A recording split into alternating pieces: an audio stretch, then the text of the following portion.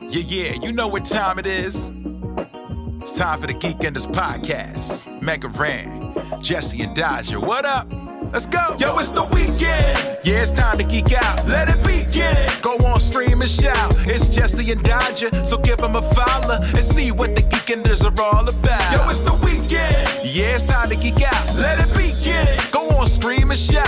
It's Jesse and Dodger, so give them a follow. #1 geek podcast, without a doubt. Yo, another end of another long week. Got a job and a kid, I know that you all beat. So take a second, grab a drink and vibe while we catch you up in just a matter of time. On gaming, comics, whatever you're doing. If you're nerdy like us, then you know you should tune in. Thank you for sharing our world with us. Now follow, subscribe, and turn this up. Yo, it's the weekend. Yeah, it's time to geek out. Let it begin. Go on, scream and shout. It's Jesse and Dodger, so give them a follow. #1 geek podcast, without a doubt.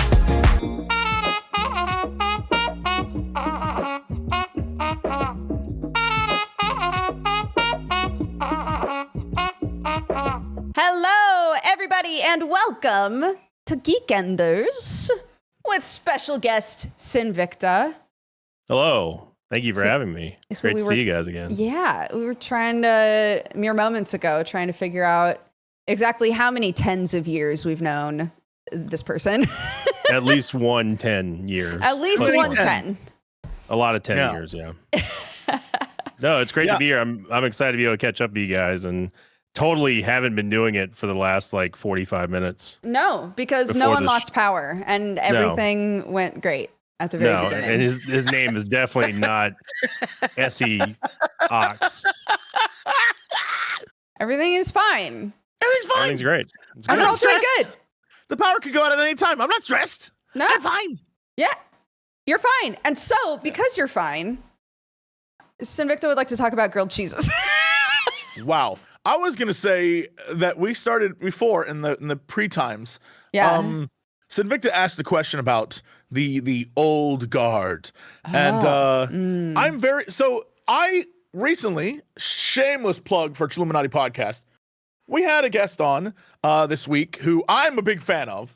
I'm not going to spoil it because I don't think the episode's out yet. But we had a guest on who I'm a very big fan of. I've been watching his content since COVID. And he's a young dude, like 24. And he makes a lot of like really great stuff. I will simply say big debunking, some sort of Google debunker. That's the clue I have for everyone out there. Okay. Yeah. And I was you just must have thinking loved him on Illuminati then. Loved He must him. have been your bestie. The whole episode is just like the most perfect Jesse Cox episode ever. Okay, sorry, keep going. And so the in the episode we were having a conversation, and the idea was he started during COVID. And I feel like that is the most recent generation of content creator, influencer, whatever the hell you want to call them. There's this COVID wave, which is now that I say that, I don't like that. But it's this wave of people who started because they were stuck inside. Who got started during COVID. Yes. Right. Yeah. Right. And then that's the newest one. And they're all in their early 20s or not. They just like lost their job and were at home, but most of them are very young. Then there's the us wave. And we were from like 2012-ish to about some of us are still going, but most people quit before 2020. A lot of us started around 2010. Yeah. I think. Sure. Yeah. And then there's a pre-wave, which would be the iJustines, and like the very first wave are the people who were like, we've been there since the beginning. Like the Ray William Johnsonses and like all those people. Yeah. I'm trying to think of them. Those are the only two I can remember. Most are gone by now. Yeah, that's the Justin TV era. Right. If you think about it. Right. It's like proto like YouTube. early YouTube when the screen was like this big. Yeah. Yeah. Yeah. And I think that wave were the people who were in it for like, hey everyone, I got a thing to say. Look at me. I'm trying to get famous, right? Because it was like a jumping point to get to fame. Yeah. And then there's the 2010 period, which people were like, yo, this is the fame. And I can make money doing this.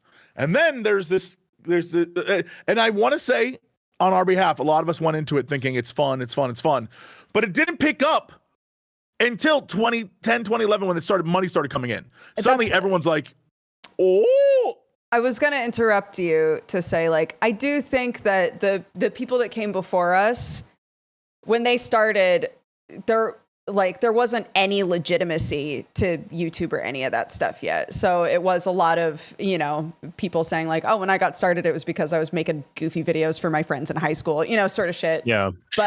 But when our, I guess, careers started taking off, it was easier for us to say like, it might be safer and I might have more control, and it might be a better choice for me to not be pursuing TV, not be pursuing movies, right. to try and like That's stay a much better here. way of putting it. Sure. It wouldn't be a stepping stone. It would be the stone that you're trying to get right. up to. Whereas before, I don't think YouTube or like, live streaming services or any of that stuff looked like it had a legitimate direction to go. So it's like, I'm starting to get all this viewership, right? So many people are watching my videos, but what am I supposed to do with them other than hope that eventually the right person sees my thing and I can go, toward the thing that I view as more legitimate, right? Yeah. I started way back in like 2011, but that was before Justin TV was even a thing. I was streaming on it was like US streams or something like that. Oh my God. It sounds like an adult website at this point, but that was before Justin TV. But for me, like for my wave, like I really this wasn't even able to be a career until like 2018, 2019 when the Isaac videos started really taking off. Yeah. And there was you guys had already pretty much made it and were established at that point. And then like the people who hadn't gotten a foothold were usually did have to leave after a certain period of like 2 or 3 years. But the only reason why I was able to even do all this stuff was because I was taking care of my dad at the time and I didn't have any bills. And that's the thing that I think that especially nowadays, it's a weird regression back to around the 2012, 2011 era where it's like, hey, I can still do this, but because it's so ubiquitous now with the younger generations and stuff that there's no more money to be made at the start again. So like you have to go on this whole new grind to get there.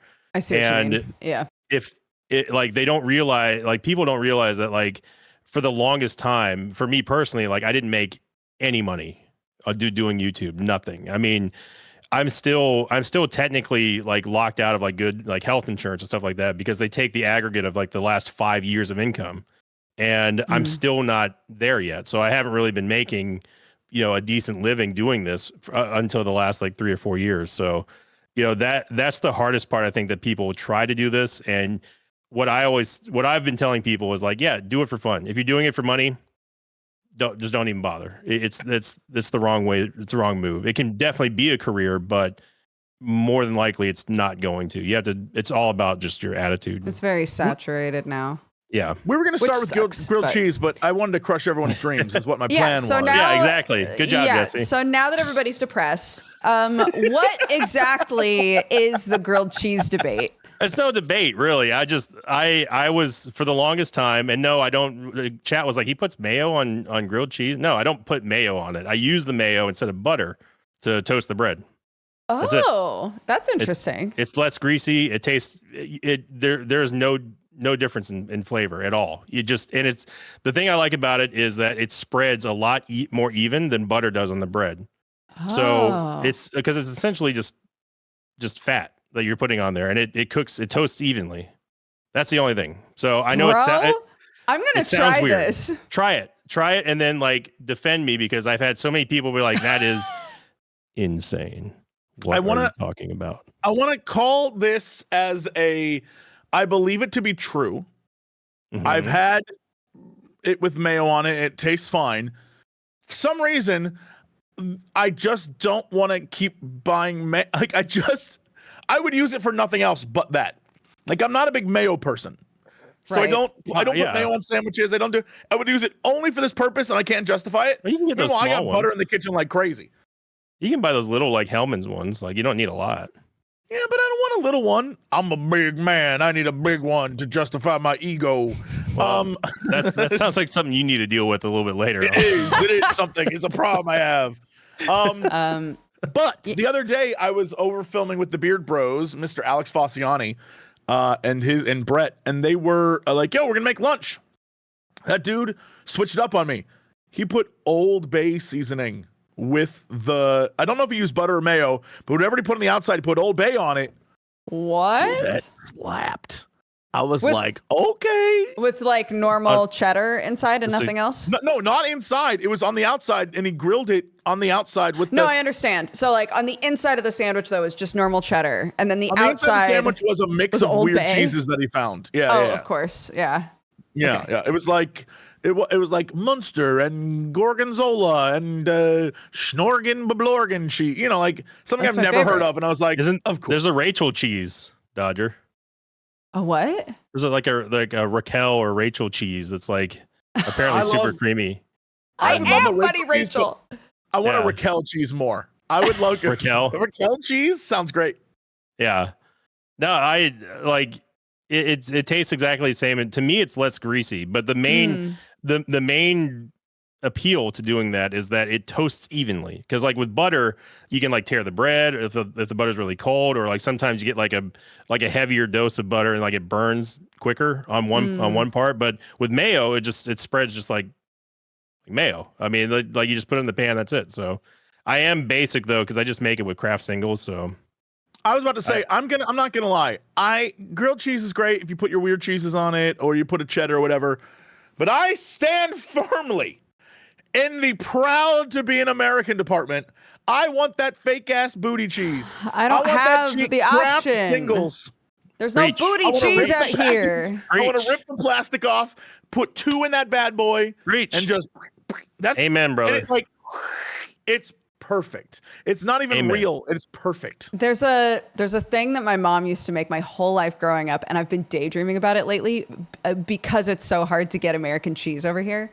That's literally just like broccoli and cauliflower with Velveeta melted all cheese over sauce. it. Sure. Yeah. Dude, that shit is so good. I'm just like, how do I find Velveeta in England? Please. Look, I don't think anyone around the world is not going to debate whether or not Americans know how to eat. Like we go through some stuff. Yeah, we figured it out. Yeah, we figured it out. We put our we're pretty good at top men on it. We're pretty good at. Yeah, it's not like it's understood around the world, here at home, understood that a lot of the things that we create are barely classified as food, but they are designed to be perfectly eatable. Where it's they're delicious. It tastes so good. And yeah, a grilled cheese with a bunch of cheeses on it, sure. But sometimes some of it's a little greasy. Sometimes some of it's like it doesn't melt well. Sometimes like cheese is a conundrum sometimes. And sometimes cheeses don't mix.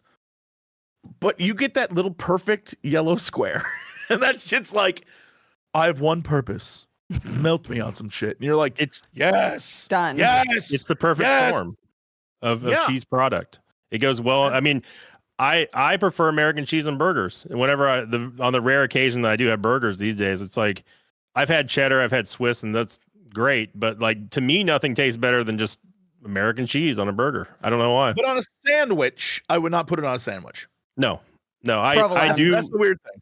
I would. Provolone is my number one on a sandwich. That wouldn't be the main cheese. Like if I'm making like a ham, egg and cheese or something like that, or like a sub that has, I would use multiple cheeses, not just American. Yeah. Have you guys ever done the thing where you take like a big sausage of bread, right, and you carve out the center so there's more room for toppings? A sausage of bread? Yes. Also, a sausage of bread is the most British shit I've ever heard you say, Doctor. Oh my God! I just let it slide too. I don't know what to call it. I'm not going to let that slide because I have to figure out what unit of measurement is a sausage of bread. Sausage. It just in sausage shape. A sausage. A sausage of bread. So anything cylindrical In my mind, because chat's saying it's a roll, but in my mind, a roll is rounder, not like a sub loaf, a sausage. So you mean a loaf? You meant a loaf is what you meant. Sure. Okay. You meant a loaf of bread. Sure. I mean, I'm not trying to cook you for it, but I mean, if we have to determine whether or not a loaf is a loaf or a sausage. This is actually important because the more I think about it, a loaf implies it's big enough to be cut into slices. So that's too big. A loaf is too big. A loaf of bread, that's too big. Dodger wants a roll of bread, carved, but she doesn't want it round. She wants it like you're going to Subway, okay? What? You're going to Subway, and they're like, do you want 6 inch or do you want a foot long? What would you call the foot long bread? Oh, I wouldn't call it bread to begin with. I'd call it a foot long. Because there's not a piece of bread in that Subway roll. Should we rewind then? So,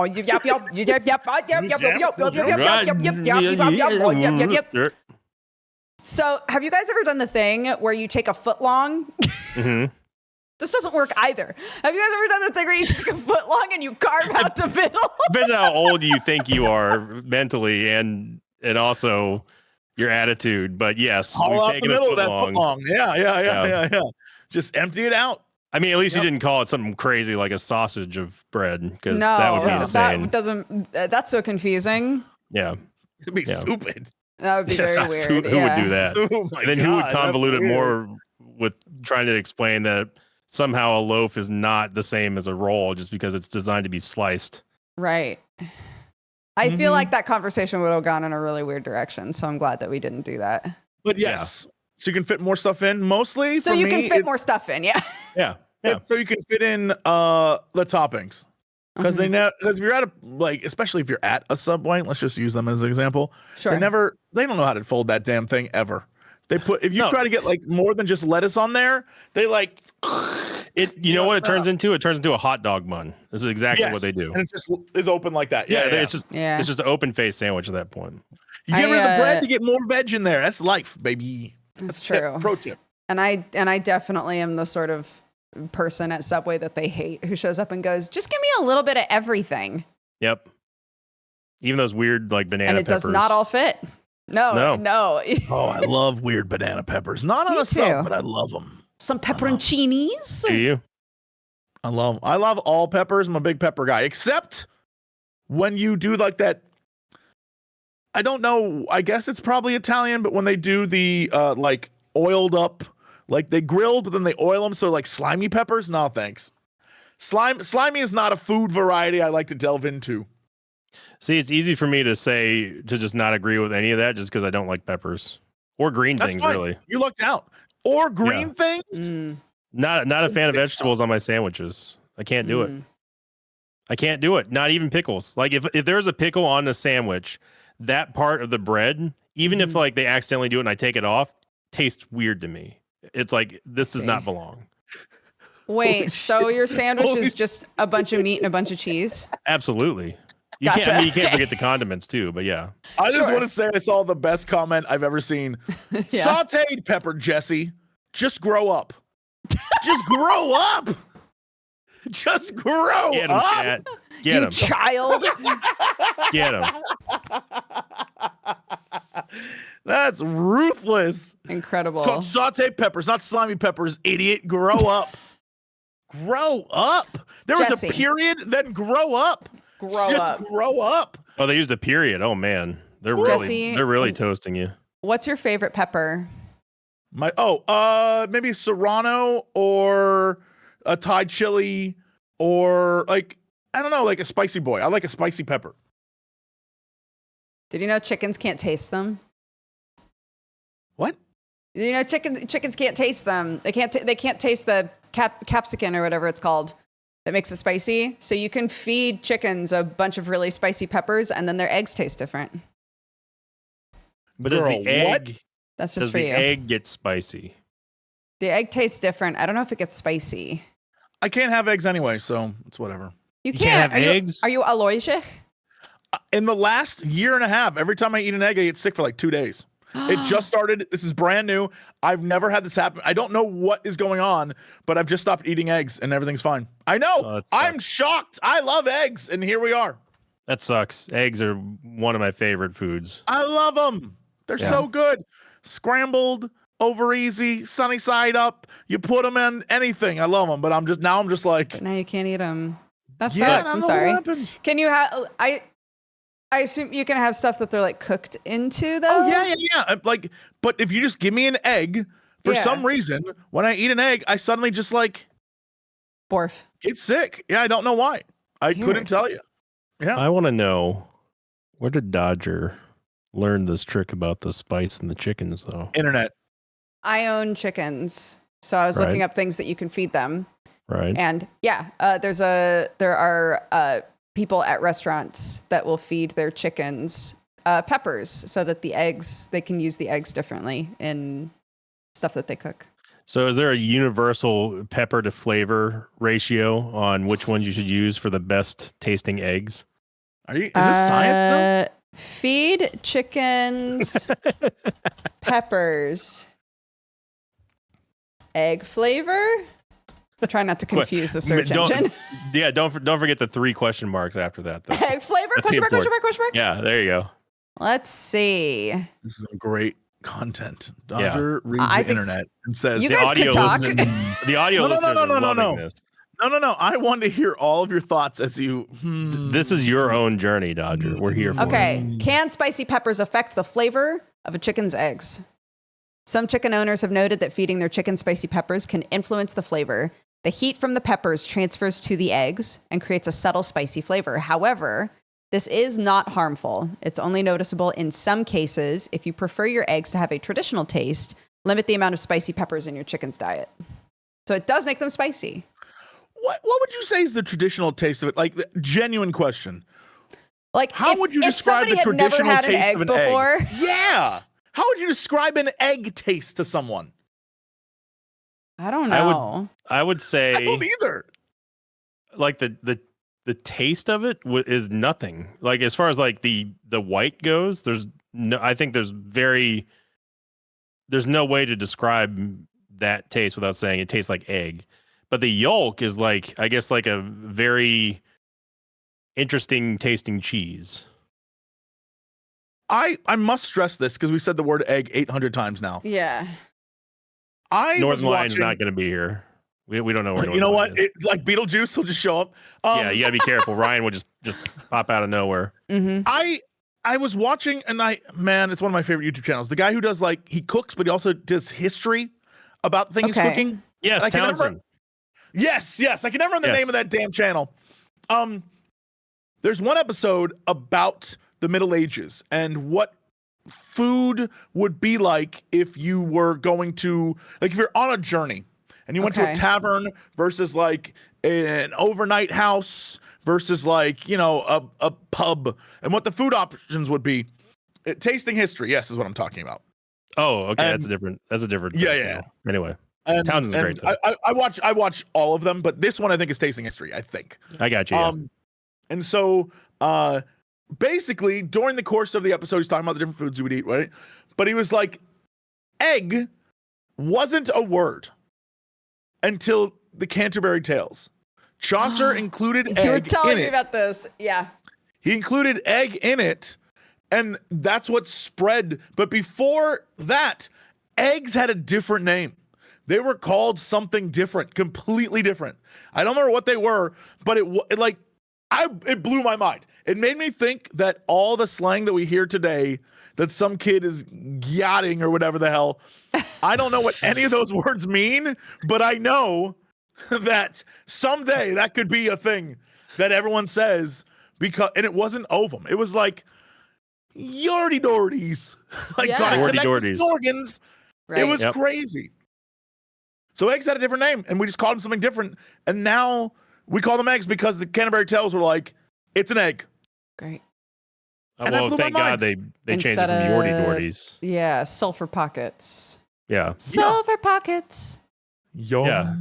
Yum. Sulfur. That's what I would say that they taste like. Sulfur? Yeah. Yeah. That's a good way to really turn people on to the taste of eggs. For sure. It might have been Aerin. It might have been Aerin is what it was called. What eggs were called. I think that's what it was. Aerin. Something crazy like that. Like, just, it doesn't. And here's the thing. I think egg perfectly sums up what it is. Yeah. Egg. Like The egg. the word feels right. Egg. Yeah. I thought It took us a while to get there. I thought it just existed for all time. I didn't know they came from Canterbury Tales. Yeah, and that's, I mean, you can imagine before that we called it something else ridiculous. And yeah, it's neat. I also like the word for it in French, oof. Oof. I feel like that's another just like oof. You know? Oof. Oof. I was like horribly like misinformed about eggs because I had a friend who started raising chickens, and I was like, for some reason in my mind, I thought that chickens, like egg layers, took like 1 or 2 weeks to produce eggs, like for each harvest or whatever. And they're like, it's daily. Mm-hmm. And I was like, they make eggs daily. You're telling me that they 4 take eggs a day every day. I thought I don't know why. I was like, surely like raising him, I was thinking like kind of like a plant almost. It's like, okay, so you don't harvest like a week or two, and like, you know, that's how you get like a, you know, a meager amount of eggs, and you pile them up. And then my mind was blown when it was like, it's daily that like we run out of space for so many eggs. And I was like, chickens are amazing. Yeah. They're amazing. They take bugs and turn them into something delicious. I mean, that's why they were brought all over the world. That's why they were domesticated, because it's a very easy food source. Yeah.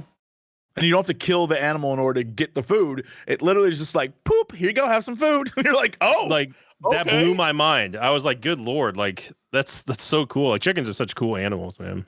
Yeah, they're little dinos. Whenever I talk about this sort of stuff, you can feed them almost anything. Yeah. Yeah. And people will including be like spices, apparently.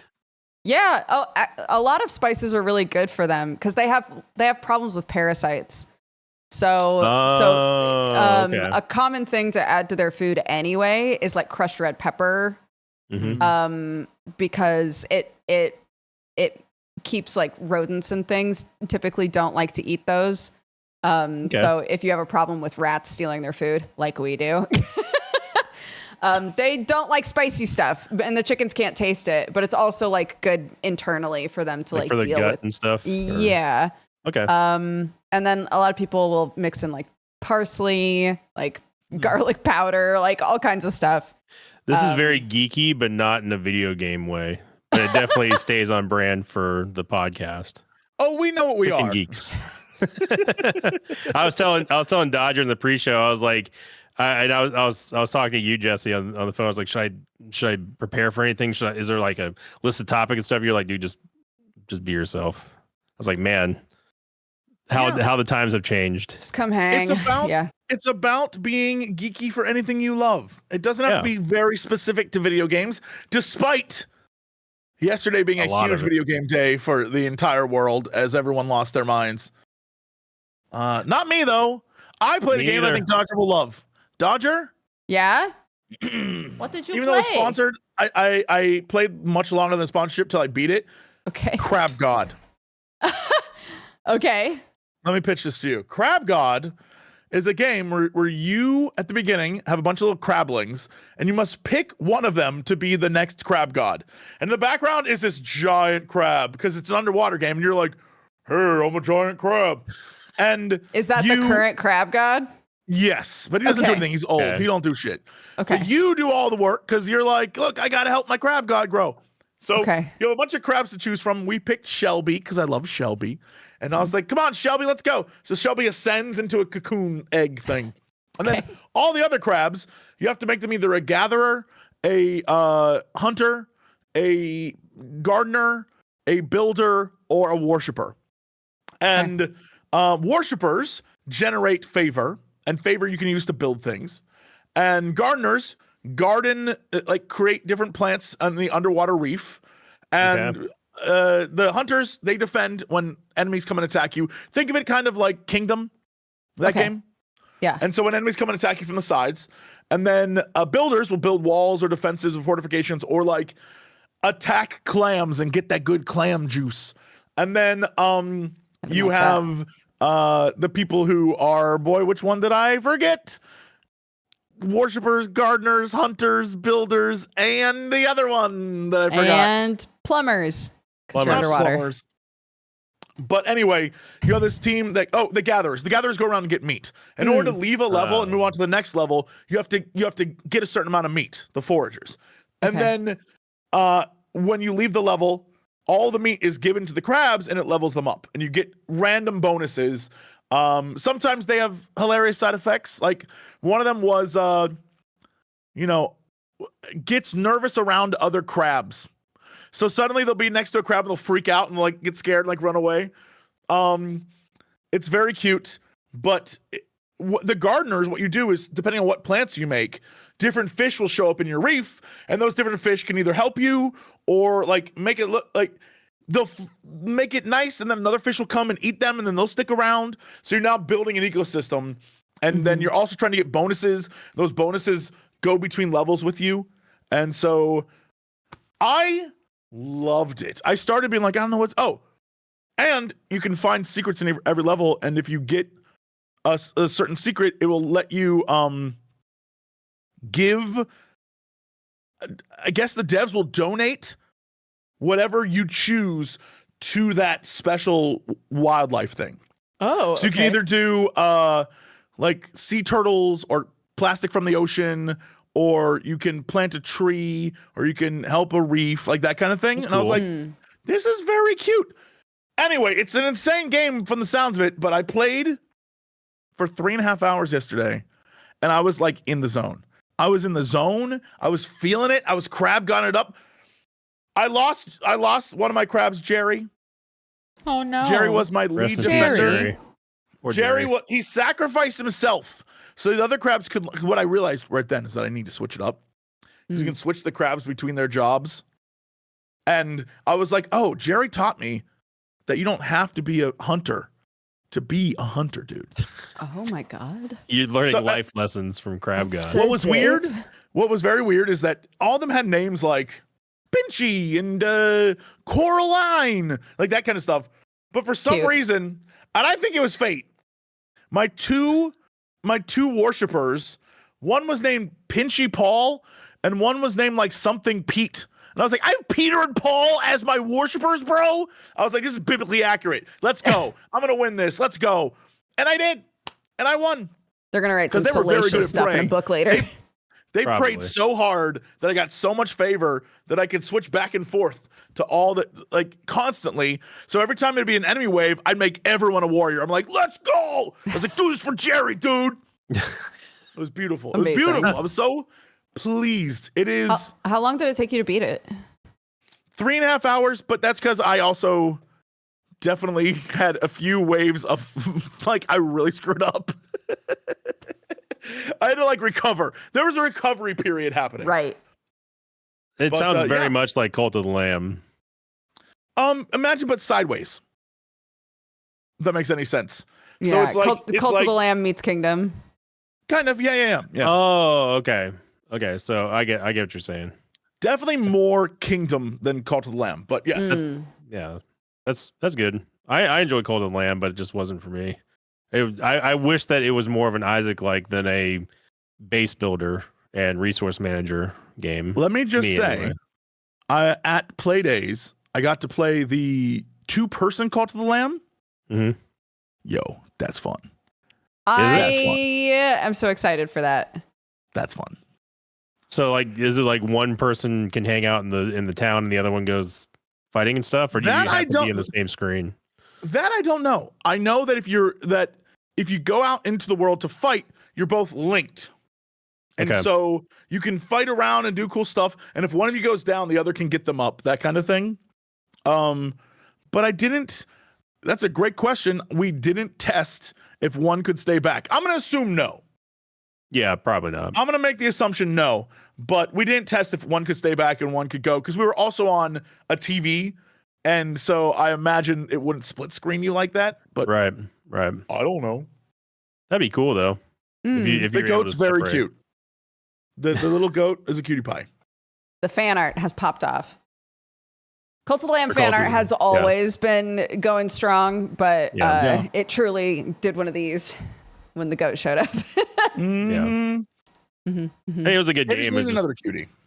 It just wasn't. It wasn't like I was expecting more of a isometric action game than a.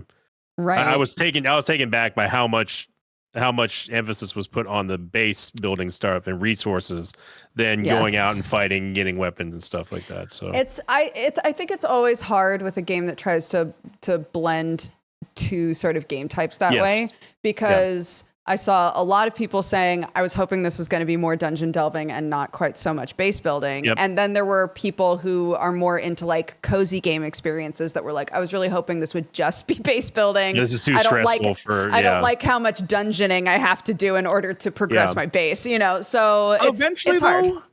Eventually, though, I think it skews more towards dungeon delving, because at first, getting your base up and running is a pain in the ass. Like, it requires a lot of time in the base. But eventually, when things become more automated and your cultists are like, no, don't worry, I'll pick up the poop. Or, you know, then suddenly you're not spending that much time there, and you can spend much more time going off and fighting things and doing that. It just takes a while for that to get going. And I very much understand how that can put people off, because when I first played it, I was like, I'm the cult leader. Why am I picking up the poop? Exactly, yeah. Why do I have to queue up your guys' meals? Nobody else can do that. I'm serving people instead of them serving me. Like, that's not what I signed up for. Almost like some sort of real good religious figure instead of like a cult leader. It's called like, Cult of the Lamb, though. People, Bless you, Dodger. I want them to serve me. No, I get it. Yeah, like I said, it was a good game. It's very stylized, very well done. It just, for me, I was hoping that it was more skewing one way to the other, but. Again, it's you know, to each their own. Sure. So I played a bunch of demos during Next Fest. Ooh, hey, we got to talk about this. Okay, yes. I played so many demos too. Yes, let's go. She brought receipts. Right. Yeah. Take us away. So okay, hold on. Let me change the topic. I'm not going to talk about the ones that I thought were just like okay or not fun. Like only the ones that I had like a blast with. Fine by me. What was the question you were going to ask me, Dodger? You said you're going to save it for the podcast. Is that something later on, or have you forgotten? Oh, it was a very basic question. It was just because people in chat kept being like, "Oh, I love your Binding of Isaac stuff," or "Oh, I love your Balatro stuff." I was going to be like, What have you been enjoying playing that isn't those things, basically? You could probably guess, but yeah. It's been all Isaac, basically. Still Isaac. On stream lately, I've been playing. I've actually played all the way through D4 for this season, which was a lot of fun. Diablo 4, but and I've been doing the Pokemon stuff. But as far as YouTube, you can take one guess of what game I'm still playing. That game goes strong. It infinitely replayable. Yeah, it's so true. Okay, so I played a game called Trash Goblin. Did you play that game, Jesse? Trash Goblin? Yeah. No, but it's on. I'm literally looking at my desktop right now. Yeah. So Trash Goblin is if you or a child, either way, it's fun. Have played those little games that are like you chip away at the sand, you like excavate a thing, and then you're like, yay, I found dinosaur bones, right? Those games, it's that kind of an idea, but as a video game. So you are a little goblin that's working in a shop. You're in like the basement area of this shop, and people bring you like rubbish, basically. You chip away the dirt. The dirt shows up as different types of dirt depending on like what it is. You have to chip it away in different ways. And then you reveal whatever it was that was hiding underneath all of the dirt, right? So and then people will show up and be like, "Hey, I'm looking for this thing." And, maybe you found that thing while you were going through the trash and you can sell it to them. It went very quickly in the demo from we're chipping away dirt and now we have things to here's how to upcycle these things into something new. But I wanted there to be an in the middle stage that was like, hey, you have this pipe and this pen. Why don't we try making this specific thing? Pen pipe. Yeah. Yeah. But instead, it was sort of a system where it was like, I have a magnifying glass, and then there's a tether point, and I can tether another random piece of trash to it and be like, I made a thing, you know? Yeah, I mean, it's like you have like some bread and you have like a knife and you're just like sausage. Right, exactly. Yeah. And then someone shows up and is like, if only there was a pen pineapple pipe. Apple pipe. It's just gonna be like, that's all I can think about now. It's in pen pineapple apple pen pineapple apple pipe. Yeah. Okay. So those are my two bits of feedback about that game, where I kind of want like an in between stage before the like full ass creativity, where it's like let's control it a little bit more. And also, you don't know when a customer's shown up. There's no like ding noise or anything. You have to just check. So, but okay. it's very cute, and I like the little gobbo. And then Amber Isle. I've never heard of this one. Okay, Amber Isle is a game where everybody's a dinosaur, and you get to design your own little dinosaur. And you go on every dino when they hit a certain age, I guess, like goes on a quest to figure out what it is that they're good at. And you accidentally fall through the roof of a random. You'll just have to play it. You fall through the roof of a building, and you wind up in a town, Harvest Moon style, where they're like, if only we had somebody who could bring this shop back to life. And since you broke the roof, it might as well be you because you owe us a bunch of money, right? It's that sort of a thing. So it's a building game, but what's cool about it is there are so many different areas of expertise you can have. So it's not like you own this shop, and so the first thing you're going to learn how to make is this, right? There were, standard things, but there was also like you can make stuff for scribes, you can make magic items, you can make stuff for cooks, and you can specialize in something with your shop, and you as the player get to decide that, which I thought was really cute. All the dinosaurs are adorable. That was very fun. It looks like an extreme Dodger game. Like looking at this, I was just gonna say that's definitely a Dodger game. It's so cute. Yeah, it's made for you. Building relationships. Did you guys see this game? The game where you're buildings? Where you are a building, yes. on like a Love Island type set, but for buildings. You're literal buildings? You're a house. Yeah, you're a house, you're at an island looking for love. This game is absurdist brilliance. It's so funny. It's just ridiculous. The humor in it hit so well. I said fucking funny, good shit, but jump doesn't work. Do I have knees? You are a house. You are a house. You like go and talk to another building, and it's like, here, I bless you with the power of jumping. But most of the time when you hit the jump button, you just roll around and you don't actually jump. I'm like, I kind of am okay with it given the tone of this game, but also I'm begging you to let me jump sometimes. I'm trying to figure out what this game would even look like. Like, you're a house. You're a house, and you kind of roll around talking to other houses. Yeah. Or barns or whatever. Yeah. Yeah. Okay. A variety of different buildings. I got you. And you're looking for love or what you're given prompts. A relationship of some kind. When you're talking to buildings, you have the option to be like, hey, are you here to find love? Kind of a thing. You could like start flirting with them, and they can make it clear that they're into it or not. I guess you have to think like a building to be a building in that game. You have to know what you're looking for in your building life. Yeah. Do you want a duplex? Are you into some sort of apartment thing? Like, do you want a duplex? Yeah. Lex, are you down? Are you down to duplex, or do you want a single family home? Like, what are you looking for? Mm-hmm. I think building relationships was the funniest game that I played out of the demos for sure. Hold on. Did you play Glitch Banker? No. What is that? That's the winner. Glitch Banker's the funniest game I played the entire. What is it? All right. The premise is to you are a kid who your parents got a game that is clearly an adult game. It's like the mid 90s. It's an adult game. It's like called Booty Spanker or something. And you go to play it and you immediately get a virus. And so you have to go into the computer with a little like fly swatter thing that wiggles, and it's a hand. It's like that. And you have to find and spank the virus to get rid of it. But the virus is like, oh, geez, what are you guys doing? Come on, man. Don't be like that. Oh, man. And so when he's smacking me, he's like, oh, what are you doing? and it's played for pure comedy. Right. Half the time he's like, I know you want to see those boobies. Come on, leave me alone, dude. You let me do my thing. I'll let you do your thing. And if you destroy the world, he's like, you're breaking your own game, man. You're gonna try and destroy me. There's a boss fight in the demo. There's like it's a puzzle solving game because you have to like solve puzzles, but it's also played for pure comedy. And the entire goal is you just want to play the booty game.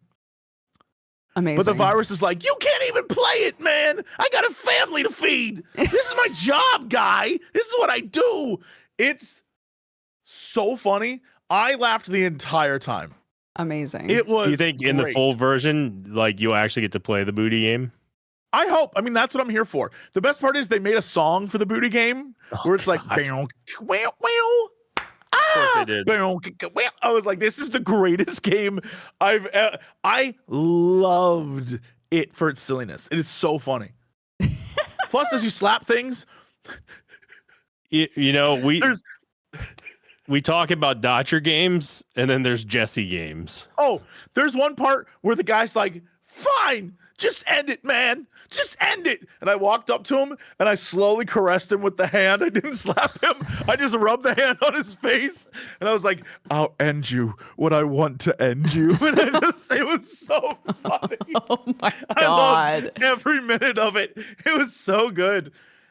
Here's the Glitch thing, I don't know how that's spankers? gonna- Is that what that's called? Glitch Spank. I don't know how it's going to translate into a full game, but as a demo, it is the perfect bite-sized hilarity. I loved it. Honestly, Loved it doesn't need to translate to anything. I'm already sold. Yeah. Yeah. I've just got to play it now. The boss fight, I was laughing my ass off. The boss fight was amazing. I couldn't believe there was one. Like, and again, it's one of those games where it kind of has the same idea of oh man, what's that game where oh God, I hate having too many games. The problem is I want to say Gary Was Here, but I know that's not the name of the game. I know that's not what it's called. The game where the narrator's like, and then Stanley Parable. Thank you, Stanley. Gary was here. Gary was here. Gary Was Here. That's the the American expansion. version. Can we Stanley make a Parable game called 3. Gary Was Here? Yeah.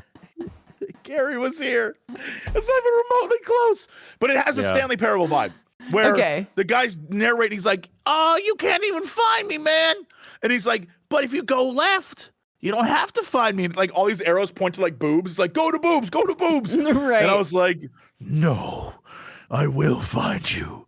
So I will assume the game's earn- very different if you're like, okay, you go to boobs. Yeah, I was going to say, Yeah. so you do the normal Jesse thing instead of the subverted expectation Jesse thing, which is not go towards the boobs. Yeah. It was Okay. very fun. It's incredibly silly, and I cannot stress that was my silly game. It won me over in the comedy department, hands down. Loved it. And also, since you brought up Cat Quest 3, I played that, and that game was fantastic. I love Cat Quest. The network. Oh, Sid, can you guys hear The me? Cat Quest gone. we The can Cat still Quest Pirates. we can still hear you. We can't see you. Yeah, I don't know what happened to the camera. So there we go. I should be back in a second, I think. Okay. Maybe. There we go. Yeah, there he is. is. Yeah, it was Cat Quest. They pulled the plug on me. I know. They were like, bye. So my network, like, they know that like I have a silly hatred of cats, and they were like, "Hey, does anyone want to play Cat Quest 3? We've got a lot of stuff." And like, no less than 3 people were like, "Give Sinvicta a key." And I was like, I told Shane, I was like, if you give me a key, I won't play it. They're like, if I anyone must wants to love, rescue Sinvicta. uh-huh. If you like Binding of Isaac, Mm-hmm. it's like Binding Light. Okay. I mean, like in that you can create different builds with your character, Mhm. and that as you run it, you're going to find things differently in different places. Okay. All right, I'm trying to sell it to you. It's really not Cat Sorry, Quest Light. I'm sorry.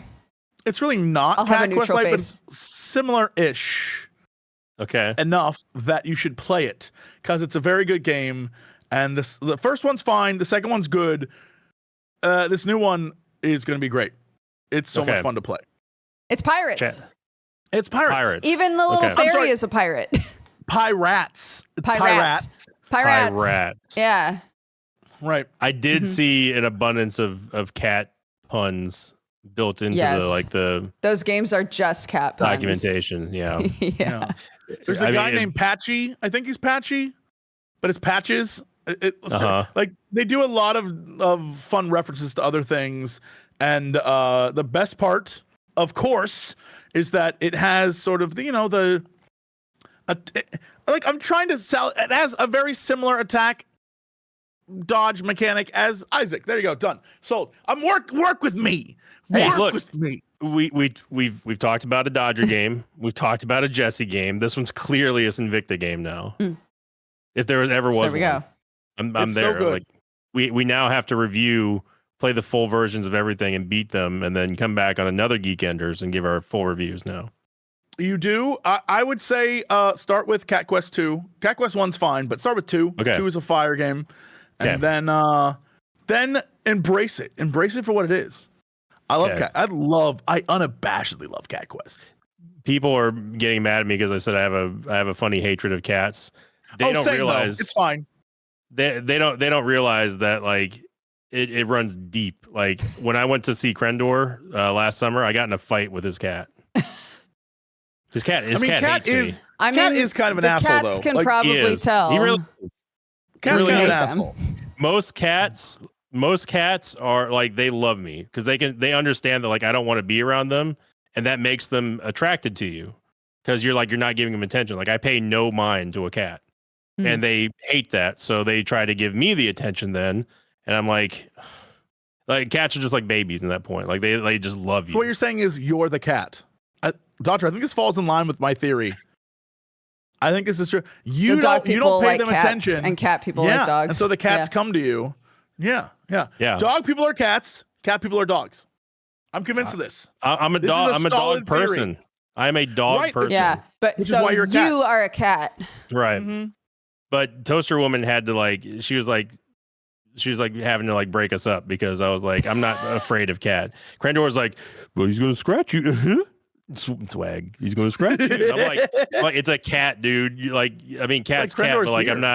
I'm not afraid of cat, So I wasn't antagonizing him, but cat was upset with me, and I was like, dude, I didn't even do anything to you.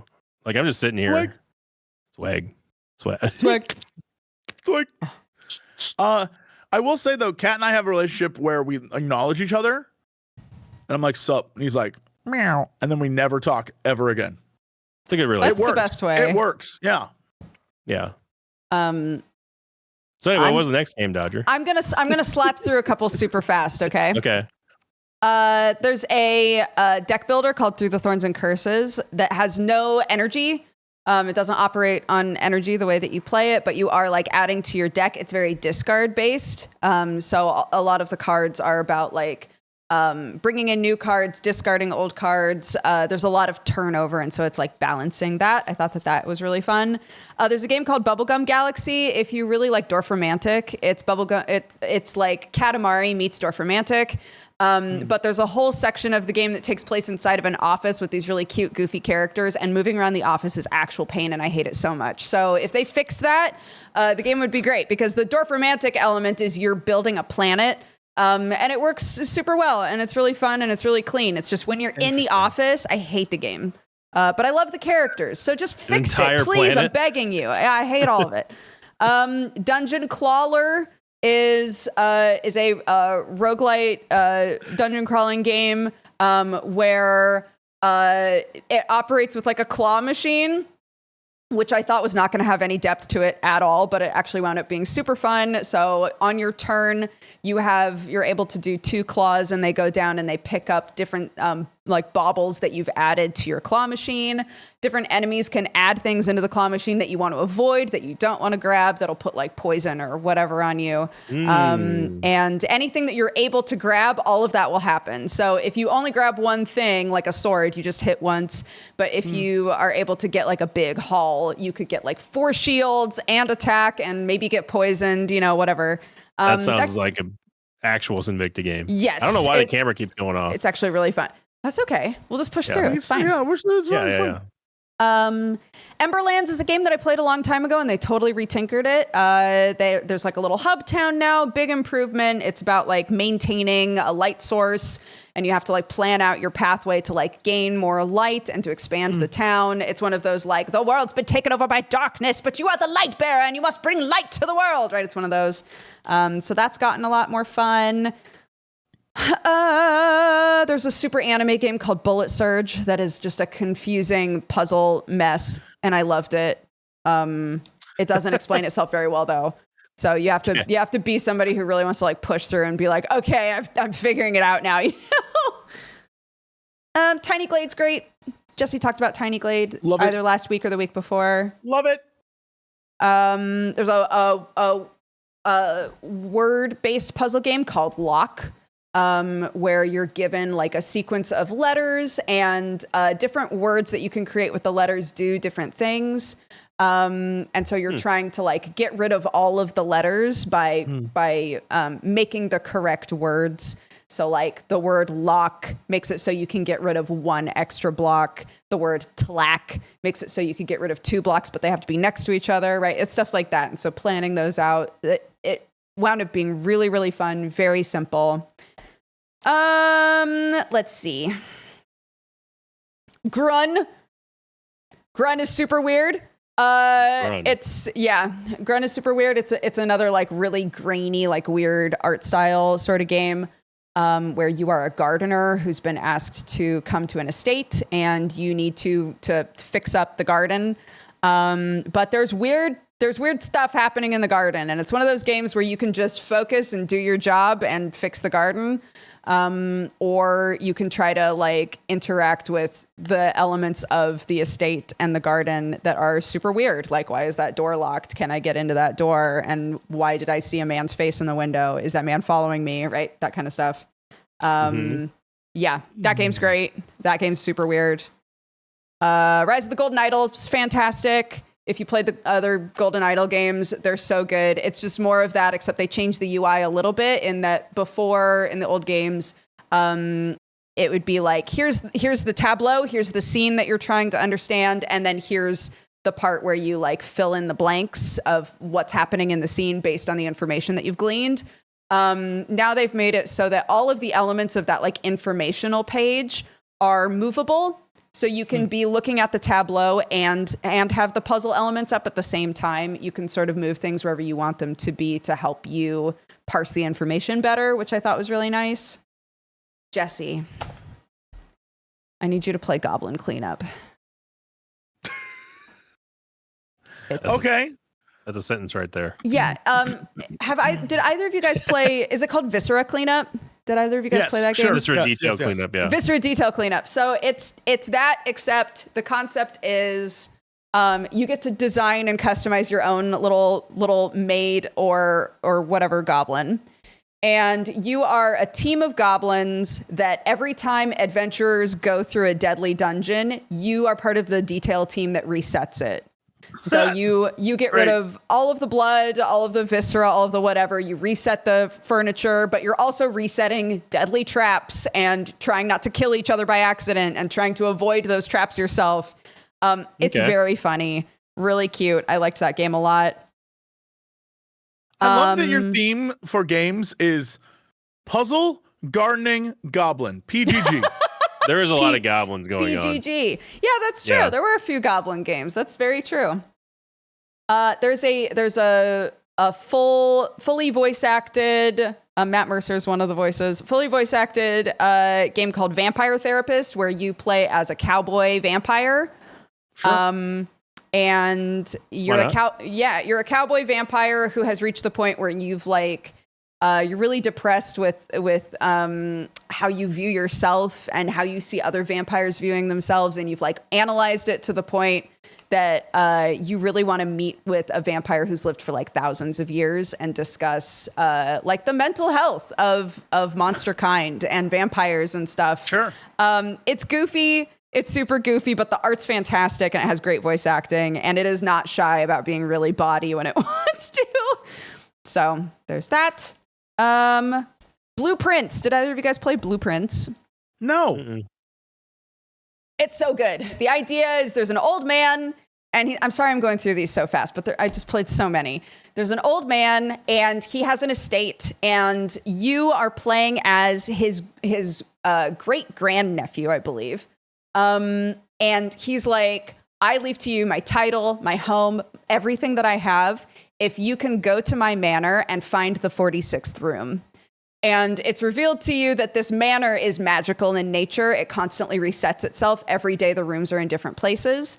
And you are able to, the gameplay is that every day you go in and you are creating the manor as you go through it. And you're trying to like get more and more information, trying to figure out the right sequence of things to do in order to find the 46th room and beat the game. But it's really easy to paint yourself into a corner. Like not all rooms have another door to go through, right? So if every room that you're picking for the doors that you have nowhere else to go, then you're like, well, I guess I'm done for the day because I didn't put the right rooms in sequence, sort of a thing. Sure. Right. Very cool. Really, really cool concept. Very fun to play. I highly, highly recommend that game. I'm shocked. Like I have a whole series of games that I think once again we have like an overlap, but we exist in two separate worlds. Because there's some games I'm like, how did you not play this? What about this game? What about this? I have a whole list of games. You have touched on none of them. You played Alters, right? I did. Okay. The Alters is awesome. Alters is really cool. Yeah. Without spoiling too much, it's Returnal meets Orphan Black. Sure. Very like you're trapped on a planet and you have to get home. That's the vibe, and you will do anything to get home, including therapy on yourself. Yeah, if you like the Returnal element of we're using like gritty sci-fi to actually do like a deep dive introspective on the main character. You'll love this. It's more of that sort of thing. Do you want to take a turn, Jesse? What have you played? Did you play Crush House? No, what is that? Wait, that's the game where you run Love Island, right?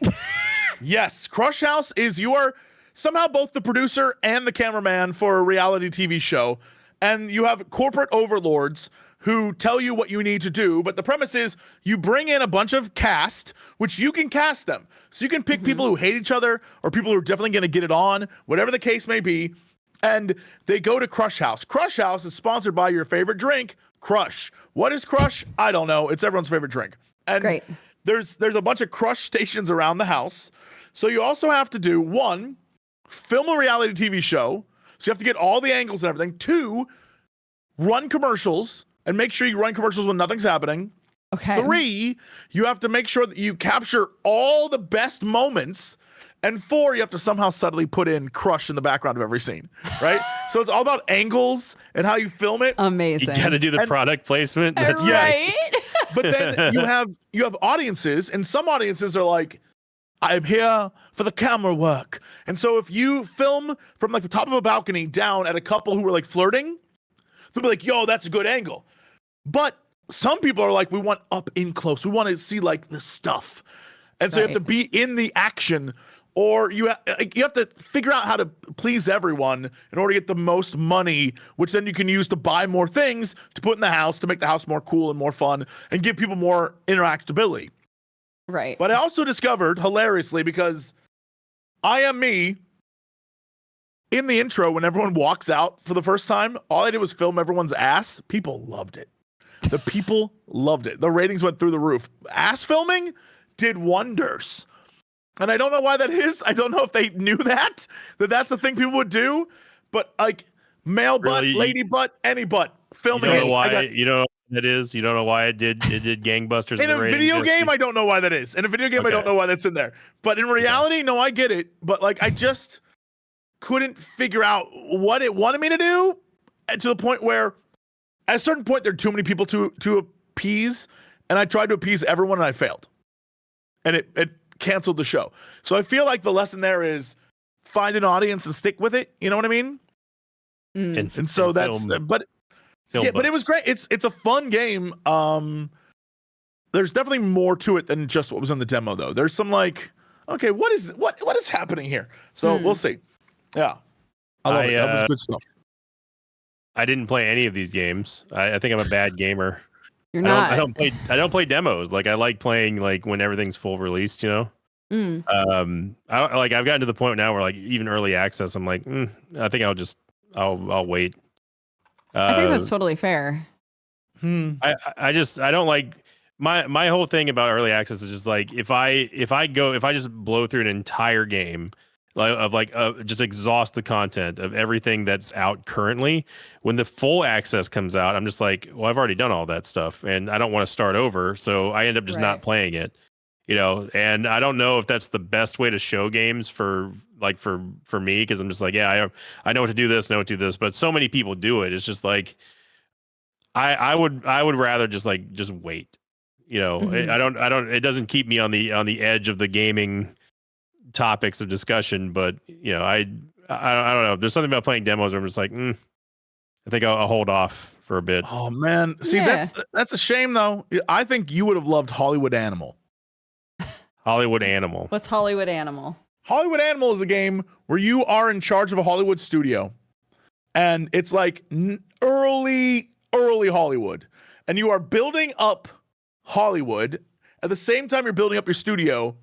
At the same time, you're dealing with like the debauchery of the time period, but you also have to, because you're a studio, keep it clean. So it's the same vibe as when you watch those movies where it's like, welcome to 1924. We're in Hollywood here, and it's everyone trying to make it, but they're also human. So they're like rich and drunk and like sleeping around and you're like, I need you on set right now. And so you have to like balance everything out. You have to make this movie, and there is no real right way to do it. Like the game doesn't hold your hand. You just have to keep your studio afloat. And so you're building lots and you're hiring people and you're making movies and you're doing the whole Hollywood process. But at the same time, you're like, get that son of a bitch on set or he's fired. I don't want to deal with him anymore. Like it's a ton of fun. Is this a new game? Yeah, it's the demo came out during Next Fest. I don't know. Okay. I don't know when it actually comes out. Let me see if I can find this. I should clarify that like demo and early access are two different things for me. Like I understand, like it's a good way to show off like, hey, this is the elements of our game. You should check it out or whatever. And then early access is like you're actually playing the game. Like the most recent example is Hades 2. Like I'm purposely not playing Hades 2 right now in early access just because like I like to discover things like kind of like organically whenever if I'm going to stream them or if I'm going to record them or that sort of thing. And it's more exciting when it's the first time, you know, instead of like, hey, remember what this item did in early access? Well, it does something completely different now. And it's totally not surprising and stuff. You know, that's what I mean when I'm like demos and early access. I guess it's more skewed against early access for me now, but for demos, it's like I can check it out, but I probably would have more fun with the full game. So I'm not against either one of those, but that's just sort of like my latest attitude on new games and stuff.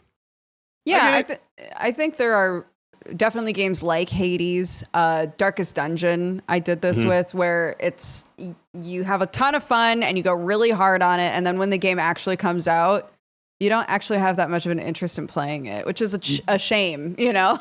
Yeah, so, it's like you kind of burned yourself out before the game even came out. That was me with the Divinity Original Sin 2. Yeah. I played that first chapter about 8 billion times. Yeah. Then when they announced Baldur's Gate 3, I did not touch the intro, like the pre-release of Baldur's Gate 3. I did not touch that. And then when it officially released, I played like 120 hours of that thing. And that's and I'm with you on that. Sometimes I will play a game because it's out and it's cool and it's fun. I feel like if Pal World had an official release rather than just they released it, I would have played the whole thing. I played a bunch. I played with many people over many servers, and I guarantee that like they released a new update, I'm not going to play that. I'm already burnt out on it. I did everything I wanted to do. I experienced it, and I moved on. Yeah. And I don't want that to happen to a game that like I think looks really good. And then I don't give it a fair shake because I'm like, oh, I've already experienced it. I mean, Darkest Dungeon is probably the only game that I played in early access where I'm like, I got to keep playing this. The original Darkest Dungeon. Darkest Dungeon 2, I was like, it's not for me. But I think that most early access games are all in this kind of same vein of like I could play Hades 2 now, but I think I would have more. I think future me would have a lot more fun. Oh yeah, streaming it and doing videos when it's 1.0 instead of pre-release. Totally. I do have a question, just because I haven't played Darkest Dungeon 2. Is the general consensus that it's not as good as the first one? It's a totally different style. Like, they decided to do more, like the map is more, that Slay the Spire sort of thing.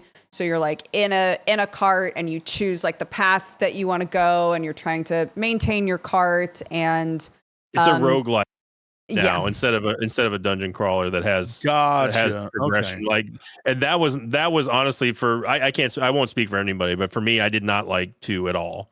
Was it because the management stuff? Was it similar to the way that you didn't like Call to the Lamb? No, not at all. It was the entire core gameplay of it, because like for me, for Darkest Dungeon, the biggest appeal was the character development. So like I make Jesse, I make Dodger, I make TB, like I make all my friends' characters, and then you watch them grow and get bigger. And that's what I was expecting with Darkest Dungeon 2, except like a prettier aesthetic, new mechanics, and with the map selection. I knew that there was going to be more moving parts to it, but what I did not know at all was that it was as soon as the run is done, no one remembers anything. All the relationships, all the negative traits, all the positive traits you gain from the last run. It's a roguelite. It is a roguelite, and that's not what I wanted from Darkest Dungeon. Sure, a lot of people do play it. My friend Bear Taffy, he loves it. I like it a lot. Yeah, but they definitely they flip the script on everything. Yeah. I much prefer Darkest Dungeon 1 than 2. I for that game I have to get attached to the characters I make. Dude, this camera, I don't know why it's literally shutting off. I don't know why. It's okay. It doesn't do this during Pokemon breaks. I've just looked at the clock, and we have to wrap up, unfortunately. Yeah. But Sin, we lied to you. When you asked whether or not you needed to prepare anything. Uh-oh. We lied. I'm so sorry. We never tell anybody about this. You mofos. We're stinky, awful people. Stinky, awful people. Sin, this is your opportunity to give chat homework. Okay. What is a game, a book, a comic, a movie, anything like that you think deserves more eyeballs on it, that you would like for chat to go and experience? You need to watch Godzilla -1 now that it's already out. Now that it's out on Netflix, but I will use this opportunity to spread the word, because I've already tweeted it and posted on YouTube community posts. Use the correct subtitles. The ones on Netflix, the closed caption ones, the CC ones, are horribly inaccurate. I saw this movie 5 times in the theater, and I've also watched it on totally legal sites afterwards 20 times or so. Right. And it is the best Godzilla movie. I consider it this generation's Jaws, and I'm a huge Jaws fan. But make sure you use the right subtitles. But it is a absolute blast. You don't need to know anything about Godzilla, or any of the backstories or any of the campy 70s, 60s stuff. If you just want a good monster flick, and you also want to see like literally like Oscar-winning visual effects, because none of that water stuff happened on the water. It was all green screened, which is insane. So if you haven't seen Godzilla -1 yet, even if you're like, I wonder why everyone's talking about this movie.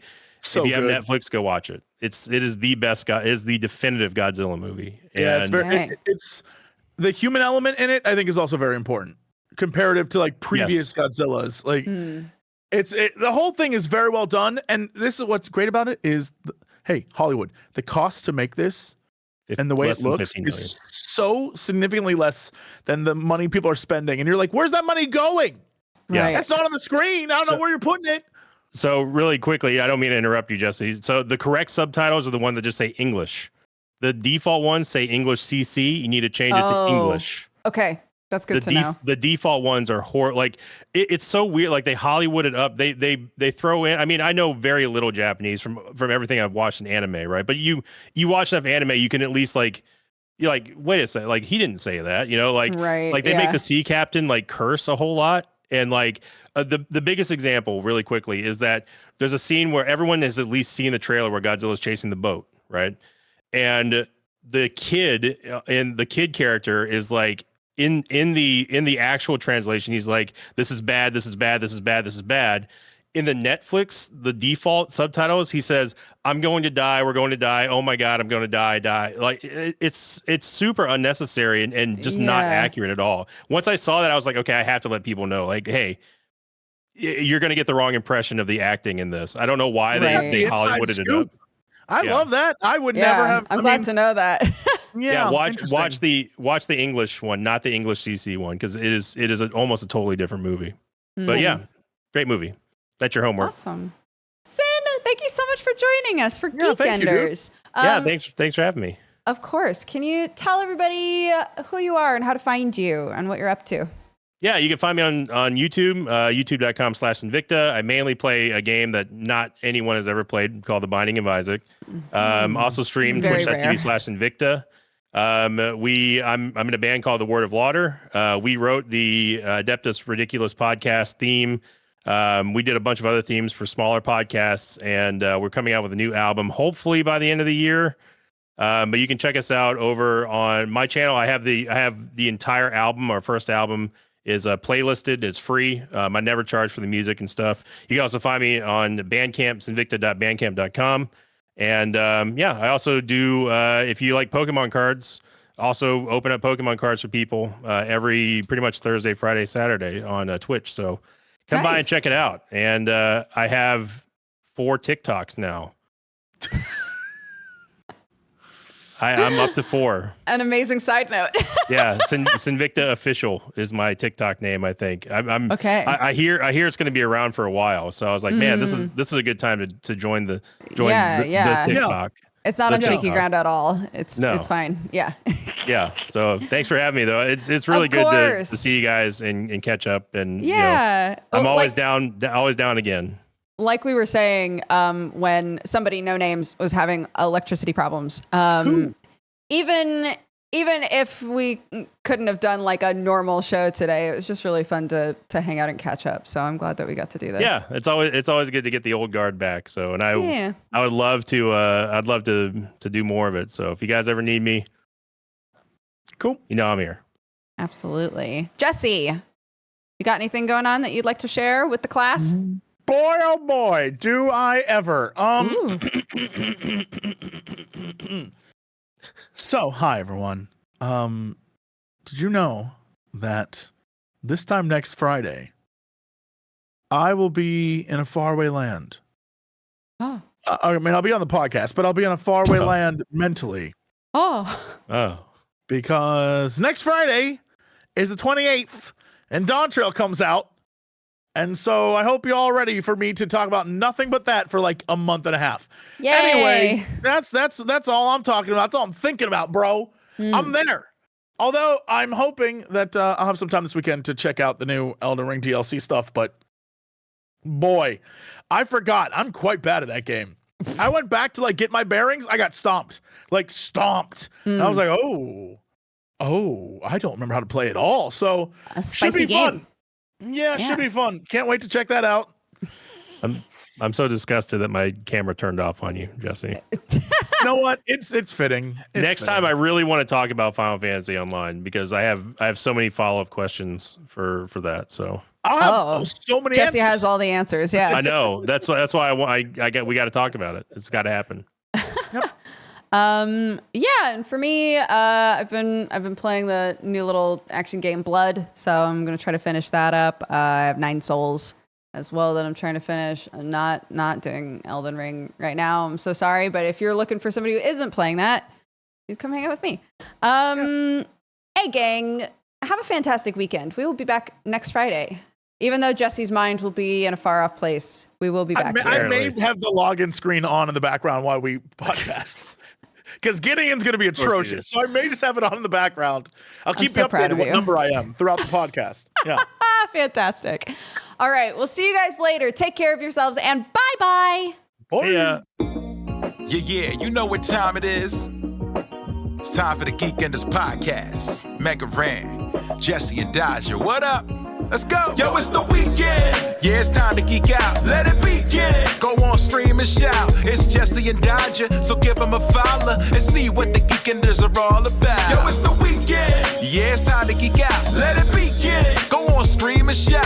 It's Jesse and Dodger, so give them a follow. #1 geek podcast, without a doubt. Yo, another end of another long week. Got a job and a kid, I know that you all beat. So take a second, grab a drink and vibe while we catch you up in just a matter of time. On gaming, comics, whatever you're doing. If you're nerdy like us, then you know you should tune in. Thank you for sharing our world with us. Now follow, subscribe, and turn this up. Yo, it's the weekend. Yeah, it's time to geek out. Let it begin. Go on, stream and shout. It's Jesse and Dodger, so give them a follow. #1 geek podcast, without a doubt.